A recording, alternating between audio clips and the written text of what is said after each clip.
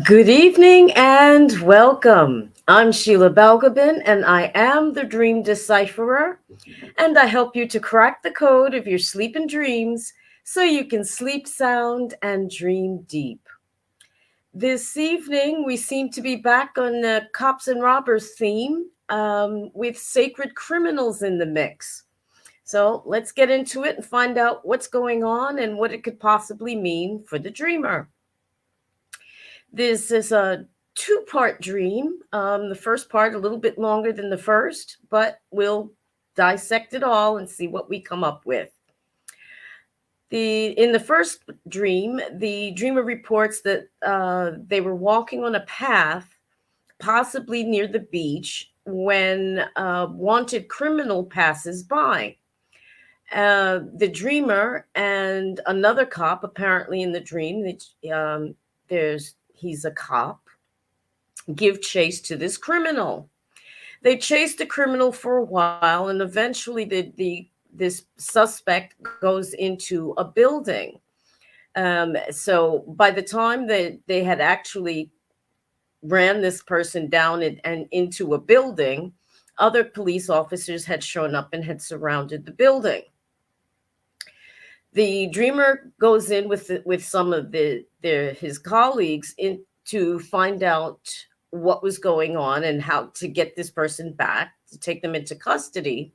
But it turns out that this building was a Buddhist temple of some kind, and also a drop-in center or sanctuary for homeless people. The leader of this sanctuary was apparently an old friend of the dreamers, and when was the center manager was asked whether he would hand over this suspect that they had been chasing, the manager says, "No, can't do that. Sorry." And when questioned about it, kept repeating the word burkas. Um, and eventually the other police officers go out of the room, and the dreamer speaks to the friend in private and asks why they won't be able to take this man into custody. And the friend explains that there's a lot of criminals in the building, and they're all armed, and they're not going to give up their friend without a fight. And then the friend inquires as to how the dreamer actually became a police officer, and he goes into an explanation about how he became a cop. The dreamer then goes and tells his colleagues about what the situation is, and they call in special forces and who are actually armed police. You have to remember here, just as a note, that the police in the UK do not go around with arms. So they're not armed, they don't carry mace or any of that stuff. And it's special units actually that are armed police officers. So these special forces group, which are armed, were called, and the dreamer and a couple of other officers who were unarmed and untrained in using arms were put into a room inside a large cage, which was protected by an officer with a machine gun while they were trying to apprehend this person. And the dream ends there. Lots going on in that one. The second dream is quite short. The dreamer reports being with a martial arts group, and asks these students what kind of style that did the group's master play, because it was something that was different apparently from what the dreamer was used to.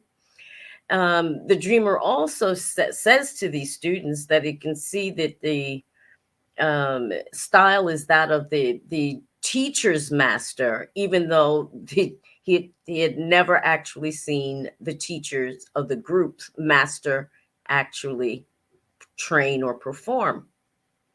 And the dream ends there. So there's a lot going on here, but we'll try to dissect it all and see what we come up with. In the first dream, what starts out as a leisurely walk or stroll, perhaps near the beach, turns into a chase scene. The dreamer was walking along a path with no particular destination, it would seem, when this person passes by who happens to be a wanted criminal. Now, my first question here for the dreamer was that does the dreamer perhaps feel that they are walking along an unknown path towards some kind of unknown destination or no particular destination, just kind of wandering aimlessly? And have they, whether in actuality, run into criminal elements or um, people that may be perceived as being criminal in some way? But this criminal or this apparently disturbs this previously peaceful walk of the dreamer. And my first question here is, well, how does the dreamer know that this person is a criminal? It says a known criminal, so maybe there's notices or APBs or whatever it is out there that actually indicate that this person is wanted for some kind of crime. But is this chase that takes place after once this person passes by and they're noticed that they need to be apprehended? Is this role of playing cop something that the dreamer actually does in waking life, or is this acting as if they were a police officer in some way in their life? Are they policing something in their life, not necessarily actually being a cop, but kind of keeping a check on things and calling people to account? Now, the suspect actually runs into a building which is soon surrounded by a number of police. But there's a bit of a contradiction here. You have criminals running into a sacred place. I mean, so that's where sacred criminals my title comes from. The building that this person runs into is actually a Buddhist temple and a sanctuary for the homeless. So a place that's considered holy is actually harboring a whole bunch of criminals. Now, you could you could look at that in a couple of different ways, but we'll leave that for the moment. But my question here for the dreamer would be, is there something or some place that has this seeming contradictory meaning? I mean, it's for one purpose but being used for something else. There's just a bit of disconnect or dissonance there. Now,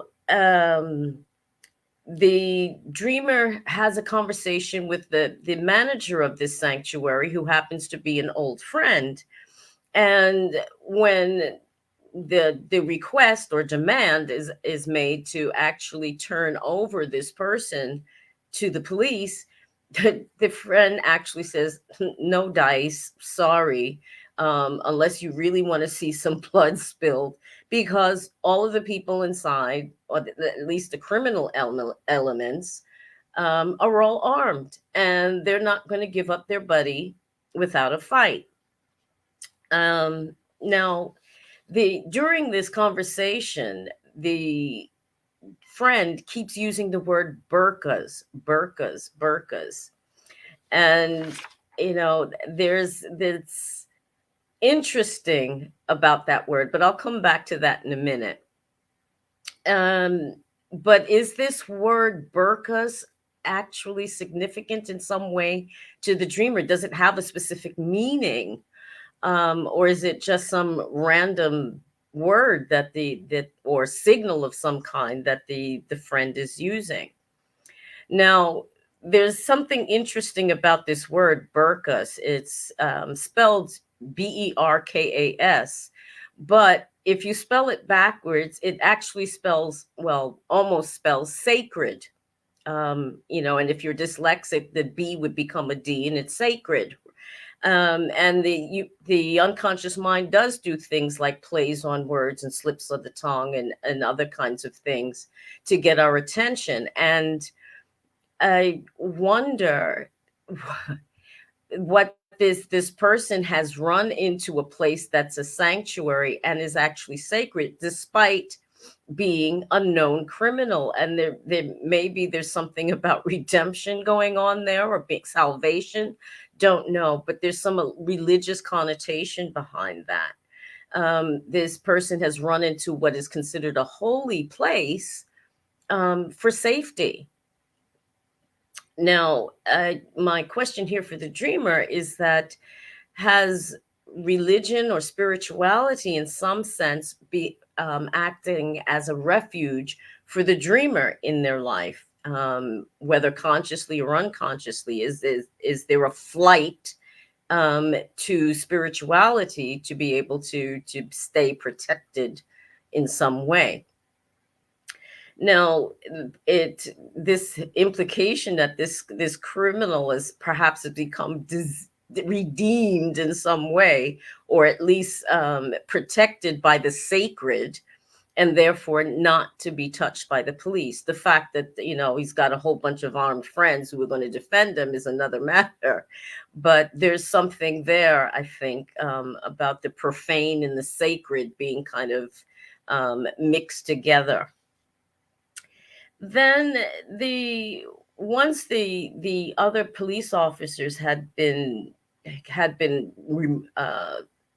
removed from the room, after this word burkas was used, the dreamer explains both to his friend, who is the manager of this place, how he became a cop, and the friend explains exactly why it's not possible for the suspected criminal to be removed, because there would really just be a bloodbath, and a bloodbath in a Buddhist temple isn't quite what you would like to see happen. So there's this gun battle, this shootout or impending shootout that could take place. Once the dreamer has informed the fellow officers about what the situation was and all of these armed people in the building, special ops was called to be able to deal with the situation.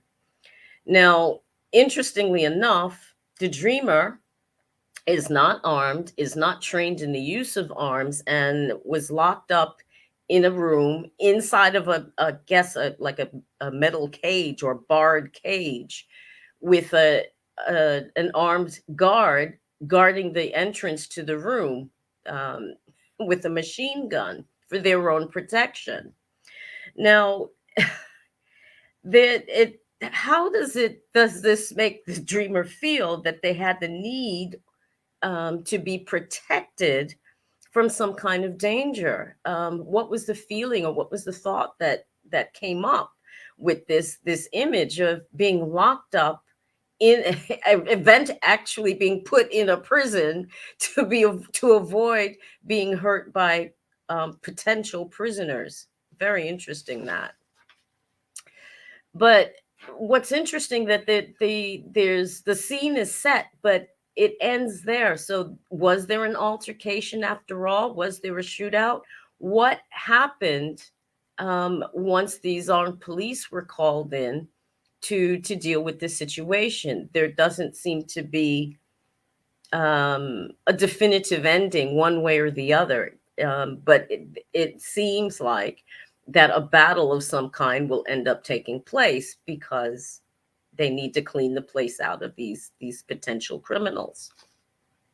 So that's the first dream. Like I said, a lot going on there. The second dream is a lot shorter, and this puts the dreamer in with a group of martial arts students, and inquires about the style of training that the students learn in the group. Now, the dreamer comments that the what they observe of the style looks like a particular master, um, or the who is actually this master being the teacher of the group's master. Now, the dreamer reports that they had never ever seen the master performing or training or anything, but yet knew somehow that the style that these students were learning from their teacher was this master's style. And that, I mean, there's a couple of questions that come up here for me. And as does this the dreamer recognize the style of the master simply from observing the teacher and the students? But how does the dreamer know that this is this master's style without ever having seen them? It's very interesting that. I mean, it's almost like, did they absorb it by osmosis or see it somewhere else and not remember? How is it that they know that this person's style was being taught? And my other question here is, what else does the dreamer know without actually having experienced it or seen it? And that, not just in dreams, I'm talking about in waking life. Is there some area of the dreamer's life where they just know things, like they call it clairsentience, where you just know stuff?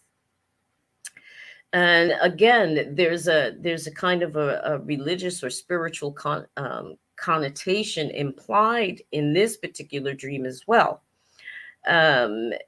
Because and having done martial arts for many years myself, I can understand that there's a can be a spiritual practice when you're a martial artist, because it's really have to be centered and focused, and it can almost be like a form of prayer. It sounds crazy, but it's true. Trust me. So, what's the connection between these two very, very different dreams? Well, the dreamer, of course, is the connection. And the first thing that I would observe about that fact is that the dreamer, in both cases, is a peaceful warrior. There's supposed to be a cop and supposed to be a warrior protecting and serving the public, but in essence, they're the ones who end up being protected from the criminal elements. So, and in this second dream, he's also, I mean, martial arts again, something where battle is implied, but it's a peaceful battle. It's not meant to actually hurt or apprehend people. It's a form of physical exercise, self-defense. Yes, you must able to defend yourself, but it's a peaceful warrior again. So in both cases, the dreamer is not actively acting as a warrior. They're just kind of almost a bystander in both cases. And now the dreamer is also, again, participates in the act, in observing the action that's going on, except at the very beginning of the first dream, but is actually stands apart from it and observes things without actually getting involved. Now, as I'm going back to this point about the spiritual elements in both dreams, there's you have a Buddhist temple that acts as a sanctuary. So you're talking about a place of protection, a place of salvation. Whether you're a criminal or not, it's open to all, offering its protection and I supposedly blessing as well. Now, and I come back to the point that martial arts, for many of the people who practice it, is a spiritual practice as such, because it really engages not just your body, but head and heart. And if you practice martial arts, again, you'll understand what I'm talking about. But it's something that is very much takes you within yourself to be able to perform at your best, as anything does. But this, in particular, with this martial arts group, there's an unseen master. Doesn't know he's there, but you don't see him. And though it's visible, his presence is visible in the students and the teacher of the martial arts group. So if you think of it in terms of how we look at spirituality or religion, we know that there's someone or something out there, up there, over there, and we put faith in it, in whatever that is, but we don't see it. We live by faith and not by sight. Um, but it's interesting that, but a verse from the Bible actually kind of popped in my head. It's from Psalm 61, which says that, talking about God, is, for you are my refuge, a strong tower against the enemy. And think of the dreamer put in a cage in a locked room with a guard, an armed guard standing outside for his protection. So you could say, if you wanted to look at God as like the ultimate, the ultimate bodyguard, this person is well protected, triple protected. In fact, you have the cage, you have the room, and then you have an armed guard. Maybe that's Archangel Michael. You never know. That kind of tickled me to think of it, an avenging angel standing outside with a machine gun.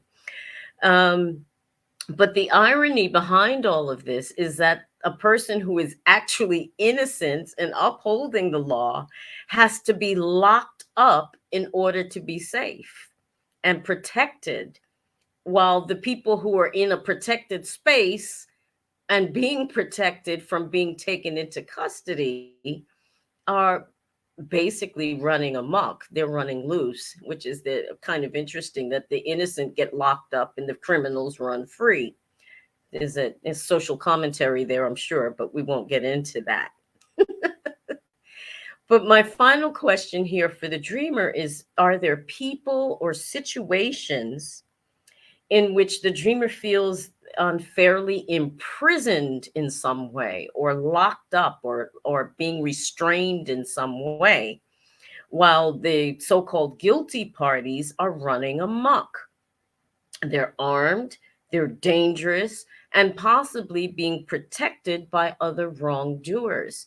Is there an aspect of the dreamer's life that feels like that? Or is there an actual situation that is like that? So there's lots of things going on in that dream, lots of moving parts, but there's something about spirituality, freedom, and not being free going on in both elements of the dreams, or both dreams rather, as well as an unseen or behind the scenes person kind of controlling things. You can't see who's doing the pulling of the strings, but you know they're there. So there you have it. You have sacred criminals and innocent people being locked up.